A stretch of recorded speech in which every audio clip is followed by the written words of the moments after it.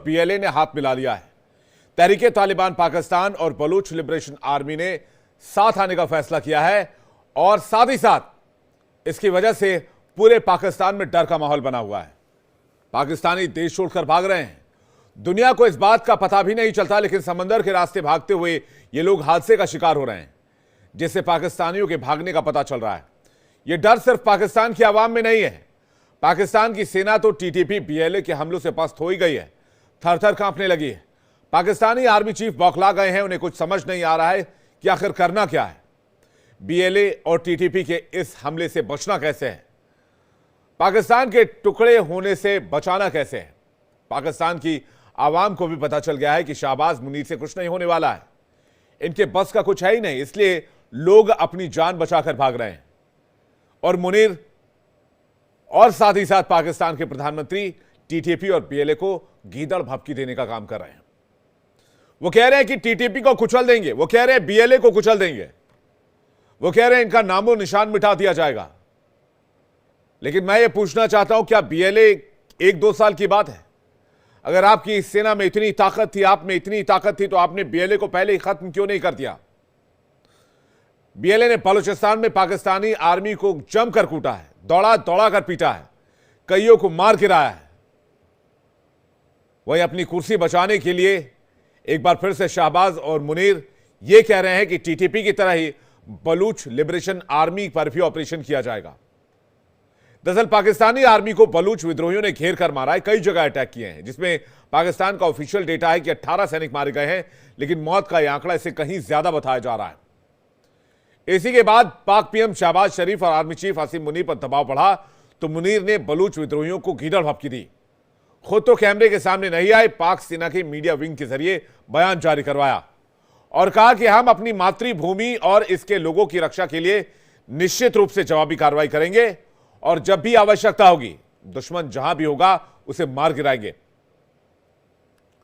जो गीदड़ भभकी इसलिए कहा जा रहा है क्योंकि बीएलए को आज तक खत्म नहीं कर पाए, टीटीपी को खत्म नहीं कर पाए, इसलिए जो गीदड़ भभकी आई है इसे पाकिस्तान की आवाम भी डरी हुई है, क्योंकि अगर ये एक मारेंगे तो वो 10 मारेंगे और इस वार पलटवार के सिलसिले में पाकिस्तान की आवाम पिस रही है, डर के साए में जी रही है। आलम यह है कि समंदर के रास्ते पाकिस्तान छोड़ने की कोशिश की जा रही है। जिन नाव हादसे के बारे में पता चला है, जो आंकड़े सामने आए हैं, वो बहुत चौंकाने वाले हैं। कई हादसे तो ऐसे हैं जो कि रजिस्टर नहीं हो पाते हैं, जिनकी बारे में जानकारी नहीं मिल पाती है। अभी 15 जनवरी को स्पेन जा रही नाव मोरक्को के पास पलट गई, 44 पाकिस्तानी नागरिकों की डूबकर मौत हो गई। 4 हफ्ते पहले ग्रीस के तट पर हादसा हुआ जिसमें 40 से ज्यादा पाकिस्तानी मारे गए। 2023 के एड्रियाना नाव हादसे में 300 पाकिस्तानी मारे गए या लापता हो गए, जिनके बारे में कोई जानकारी नहीं है। पाकिस्तान लोगों के लिए नरक बन चुका है, जिसके बाद लोग पाकिस्तान छोड़ देना चाहते हैं। शहबाज मुनीर अपनी कुर्सी बचाने में लगे हैं, माल समेट रहे हैं, पैसा इकट्ठा कर रहे हैं, क्योंकि इनको पता है कि एक दिन इन्हें भी मुल्क छोड़ना होगा। लेकिन जैसे ही पाकिस्तानियों के पाकिस्तान छोड़ने की खबर आई, शहबाज सरकार की पूरी दुनिया में किरकिरी हुई, जिसके बाद उन्होंने एफआईए को लोगों की निगरानी के निर्देश दिए, बावजूद इसके लोग पाकिस्तान छोड़ रहे हैं। एफआईए के चीफ अहमद इसहाक जहांगीर समेत कई अधिकारियों को फिलहाल हटा दिया गया है और जब से बीएलए से हमला हुआ है पाकिस्तान की आर्मी के ऊपर, तब से पाकिस्तान और ज्यादा परेशान नजर आ रहा है। इसलिए सवाल जरूरी है, टीटीपी बीएलए का बवंडर, पाकिस्तानी आर्मी का सरेंडर, शहबाज मुनीर लाचार, जान बचाकर भाग रही आवाम। मुनीर के पास गीदड़ भभकी का ही काम, क्या अब टुकड़े होगा पाकिस्तान? बातचीत करने के लिए major general retired VK Datta हमारे साथ जुड़ रहे हैं, defence expert. Colonel Shailendra Singh इस वक्त हमारे साथ जुड़ रहे हैं, डिफेंस एक्सपर्ट। आरजू काजमी, पत्रकार, पाकिस्तान, थोड़ी देर में हमारे साथ होगी। हुमायूं इकबाल शमी, अध्यक्ष पाकिस्तानी आर्थिक मंच, थोड़ी देर में हमारे साथ होंगे। और डॉक्टर सज्जाद बुखारी, पत्रकार, पाकिस्तान, थोड़ी देर में हमारे साथ जुड़ेंगे। लेकिन सबसे पहले मैं दत्ता सर के पास जा रहा हूं, शुरुआत करता हूं। दत्ता सर, जय हिंद। पाकिस्तान से खबर यह है कि पाकिस्तान से समुद्री रास्ते से लोग भाग रहे हैं और शहबाज और मुनीर बीएलए को वार्न कर रहे हैं, चेतावनी दे रहे हैं। मैं तो कहूंगा सर ये गीदड़ भभकी है, क्योंकि बीएलए का नामो निशान ये 30-40 सालों में नहीं हटा पाए, 50 सालों में नहीं हटा पाए, तो अब क्या करेंगे दत्ता सर?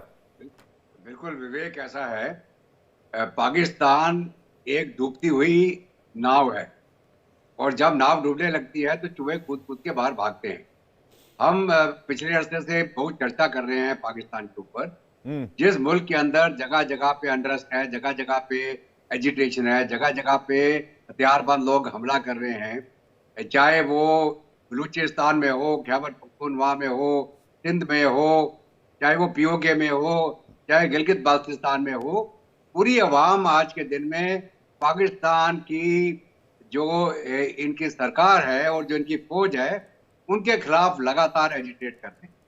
वहां पे लोगों के पास नौकरी नहीं है, खाने को नहीं है, इकोनॉमी डूब रही है और ये एक मुल्क है जो लगातार अपनी शरारती कार्रवाई से बाज नहीं आ रहा है, घर के अंदर संभल नहीं रहा और कभी हमारे J&K में वो घुसपैठ कराने की कोशिश करता है, कभी बांग्लादेश में जाके IAS दे के अपने अफसरों को भेज के वहां पे कोई साजिश रचने की कोशिश करता है। तो ये एक ऐसा बेपंदे का लोटा मुल्क है जो जितनी जल्दी टूट जाए उतना ही अच्छा है। और खास करके मेरे को तो पाकिस्तान की आवाम के ऊपर दया आती है, जिसको कि पाकिस्तान की फौज ने लूट के खा रखा है। पाकिस्तान की फौज ने पूरे मुल्क का बेड़ा गर्क कर दिया। वो आज भी सत्ता में काबिज है और पाकिस्तानी अवाम का कोई भला नहीं हो रहा उससे। तो पाकिस्तानी अवाम को इनको निकालना पड़ेगा। अभी जहां तक रहा बलूचिस्तान का सवाल, बलूचिस्तान में इन्होंने एक बड़ा ऑपरेशन चालू किया था जिसका नाम रखा था इन्होंने अज़ब-ए-इंतकाम। बड़ा जी, हम चाइना के कहने पे हमने ऑपरेशन चालू कर दिया है, खैबर पख्तूनख्वा में कर दिया, यहाँ कर दिया। जब भी ये कुछ कार्रवाई करते हैं इनको बुरी तरह से पीटा जाता है पाकिस्तान की फौज को। अभी अगर आप देखें, जो इन्होंने जब ये एयर अटैक किया था उससे थोड़े दिन पहले 16 पाकिस्तानी मारे थे TTP ने जी। उसके बाद इन्होंने हमला किया, उसके बाद तालिबान ने काउंटर हमला करके फिर मारे पाकिस्तानी। उसके बाद इन्होंने जी और बड़े ऑपरेशन चालू कर दिए वहां खैबर पख्तूनख्वा में। बलूचिस्तान में इन्होंने बोला जी हम अभी बड़ा ऑपरेशन करेंगे और हम इनको खत्म कर देंगे BLA को। BLA ने फिर सर अभी TTP के कुछ लोगों को मारा था, पाकिस्तान के ही लोग थे, TTP के लोग कह के उनको मार दिया और उसके बाद लगा था कि मामला ठंडा हो जाएगा। उधर इन्होंने TTP को मारा, इधर BLA ने इनके फ्रंटियर कॉर्प्स के कैंप पर हमला कर दिया और 18 से ज्यादा पाकिस्तानियों को निपटा दिया। और ये कह रहे हैं 18 सर, खबर तो 50-60 की है। नहीं, TTP ने दोबारा भी हमला कर दिया, 5 और मारे हैं पाकिस्तानी। अभी ये ताजा खबर है जी, ये आप चेक करिएगा। अभी अम्बुश हुआ है वहां पे खैबर पख्तूनख्वा में, वजीरिस्तान के साउथ में। TTP ने 5 मारे हैं और फौजी किया है थोड़ी देर। ये BLA के अटैक के बाद की बात है ये। और जब इन्होंने ये आसिम मुनीर गया वहां पे बलूचिस्तान में बड़ा बोलने के लिए जी हम जो देश के दुश्मन हैं, और इनका जो मीडिया है वहां कुलभूषण की फोटो लगा देता है कि देश के दुश्मन। इन्होंने एक हमारा इनोसेंट नेवल अफसर जो ईरान के अंदर अपना बिजनेस चला रहा था, उसको इन्होंने वहां से अगवा करके वहां उसके ऊपर वो एक ठप्पा लगा दिया जी ये बलूचिस्तान में ऑपरेशन करवा रहा है, उसकी फोटो लगाता उनका मीडिया। इनको शर्म नहीं आती है? घर के अंदर इनके सांप पले हुए हैं, घर के अंदर ये पिट रहे हैं और फोटो लगाते हैं उस बेचारे अफसर की जिसको इन्होंने अगवा करके वहां। सर ये खबर आ रही है, ये सर KP से खबर आ रही है, खैबर पख्तूनख्वा से खबर आ रही है, आतंकी हमला हुआ है, 5 लोगों की मौत हुई है, सुरक्षा बलों के वाहन को निशाना बनाया गया है। ये TTP ने एक और अटैक कर दिया है, ये सही बात आप कह रहे हैं, इस पर और डिटेल हम फिलहाल मंगा रहे हैं। लेकिन एक बड़ी खबर इस वक्त बता देते हैं दत्ता सर, उसके बाद कर्नल शैलेंद्र भी हमारे साथ जुड़े, उनके पास जाएंगे। बड़ी खबर यह है कि खासतौर पाकिस्तान के लिए एक और बुरी खबर है। लगातार गिर रहा है पाकिस्तान का विदेशी मुद्रा भंडार। ट्रंप के राष्ट्रपति बनने के बाद से अब तक की सबसे बड़ी गिरावट। 20 जनवरी के बाद से $137.2 मिलियन की कमी दर्ज की गई है। बड़ी खबर आपको बता दें, पाकिस्तान के लिए एक और बुरी खबर। एक तरफ आतंकी हमले बढ़ रहे हैं तो दूसरी तरफ सरकारी खजाना लुट रहा है, पाकिस्तान का खजाना खाली हो रहा है। 20 जनवरी के बाद से $137.2 मिलियन की कमी दर्ज की गई है। कर्नल शैलेंद्र हमारे साथ बने हुए हैं। कर्नल साहब, एक तरफ पाकिस्तान की आवाम मार खाने के लिए मजबूर है, पाकिस्तान की आर्मी मरने को मजबूर है, TTP BLA के आतंकी हमले झेलने को मजबूर है, तो दूसरी ओर कटोरा भी खाली हो रहा है। सर जय हिंद, नमस्कार। आपने बिल्कुल ठीक कहा है। और आप पिछले प्रोग्राम में भी बड़ी अच्छी बात आपने कही थी कि एक्चुअली एक कंट्री किस चीज पर नाज करती है, अपने बैकग्राउंड पर नाज करती है कि वो कहां से आए हैं। इनके पास कोई जगह ही नहीं है, बेशर्मी है सिर्फ, और कुछ नहीं है। ये इन्हें दी गई थी एक तरह से जिन्ना ने, ये सोच के कि हम मुस्लिम इकट्ठे हो जाएंगे, बहुत प्रॉस्पेरिटी लाएंगे। ये आपस में ही लड़ मरे। इन्हें पता ही नहीं चल रहा कि चीजों को कंट्रोल कैसे किया जाए, और उसका सिर्फ और सिर्फ एक रीजन है, किसी पाकिस्तानी से उसके दिल पर हाथ रखवा कर पूछ लीजिए, और वो है कि जो इन्होंने टेररिज्म बोया ये इन्हें ही खा रहा है आज। ये वही टीटीपी है, ये वही सारी ऑर्गेनाइजेशंस हैं जो इनको सबसे ज्यादा डैमेज कर रही हैं। ये अफगानिस्तान में बनने के चले थे खलीफा, और आजकल देख रहे हैं कि खलीफा एक्चुअली है कौन। ये चले थे कि हम बना देंगे गवर्नमेंट हमारे चॉइस की अफगानिस्तान में तालिबान की, और इनको अब लेने के देने पड़ रहे हैं कि ये वही तालिबान है जो बोलता है कि नहीं जी हमारा आपसे कोई संबंध ही नहीं है, हम तो इवन आपका जो डूरंट लाइन की जो बॉर्डर है हम उसे भी नहीं मानते। देखिए, ज्यादा बड़ी बात यह है कि आज की तारीख में पाकिस्तान को ये फेस करना पड़ेगा कि क्यों गिलगिट, क्यों खैबर, क्यों सिंध, क्यों बलूच, ये सारी जगहें क्यों उबाल खा रही हैं, क्यों यहां आग लग रही है। ऐसा क्या हुआ है कि इमरान खान की रैलीज के दौरान आपने देखा कि गवर्नमेंट खुद ट्रिपल हो गई, और ये आर्मी जो कह रही है कि खत्म कर देंगे, इनका तो बेचारों का एयरफोर्स स्टेशन जला दिया गया। आर्मी आगे बढ़ ही नहीं पाई। ये मेरे न्यूज नहीं है, ये पाकिस्तान की न्यूज है जो मैं बता रहा हूं कि पाकिस्तान को जब तक ये फेस नहीं करेंगे जी। जितने प्रवक्ता आते हैं, नहीं जी हम तो इकोनॉमिकली हम सबसे टॉप पर हैं।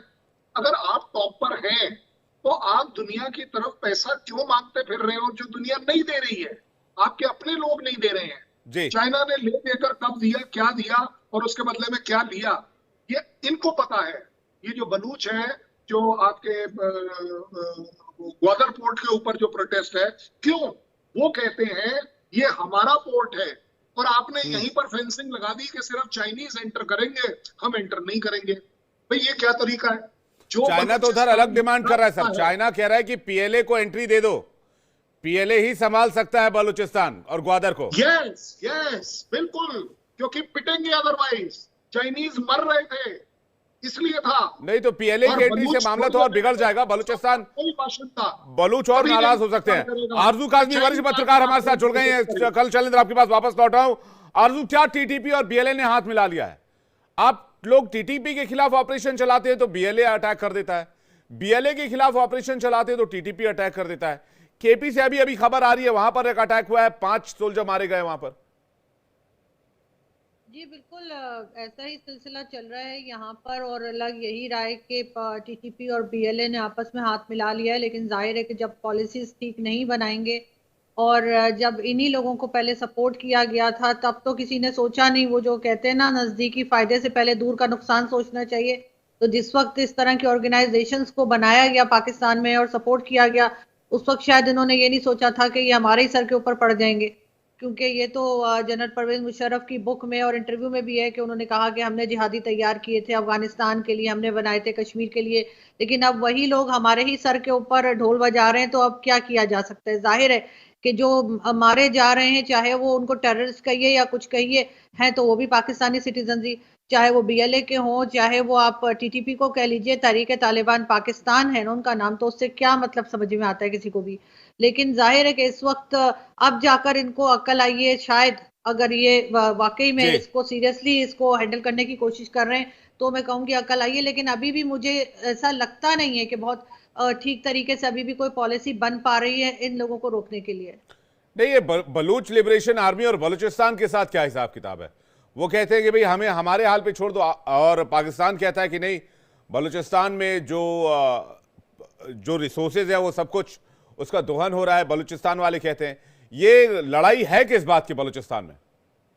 देखिए, बलूचिस्तान में तो एक लड़ाई ये भी है कि वो लोग, बलूचिस्तान के लोग नाराज हैं पाकिस्तान की गवर्नमेंट से। वो कहते हैं जी हमारे राइट हमें नहीं दिए जाते। वो ये कहते हैं कि उनके जो भी रिसोर्सेज होते हैं वो पंजाब पहुंचा दिए जाते हैं। मिसिंग पर्सन्स का इशू है वहां पर, और कई दूसरी चीजें हैं जिसको लेकर वो नाराज हैं। और वहां के जो अपने लोग हैं, यानी कह लीजिए जो वहां के सरदार वगैरह हैं या वहां के जो पार्लियामेंट के लोग हैं, वो भी अपने ही जेबें भरने में लगे रहते हैं, और वो भी उन लोगों की बात नहीं सुनते, उनके लिए कोई काम नहीं करते। तो ऑब्वियसली मैं सबको सपोर्ट नहीं कर रही हूँ बीएलए को, लेकिन मैं ये बता रही हूँ कि बलूचिस्तान में जो है वहां के अपने लोग परेशान और नाराज हैं। बिल्कुल, गवादर को लेकर भी वो नाराज हैं और दूसरी चीजों को लेकर भी हैं। तो गवर्नमेंट को चाहिए कि उनके साथ बैठें, बातचीत करें, डायलॉग करें, जो उनकी डिमांड्स हैं उनको सुना जाए, जो जायज डिमांड्स हैं उनको पूरा किया जाए, बजाय इसके कि इस किस्म के ऑपरेशन से फायदा तो कोई नहीं है। दोनों तरफ लोग मारे जा रहे हैं और दोनों तरफ अपने ही लोग हैं।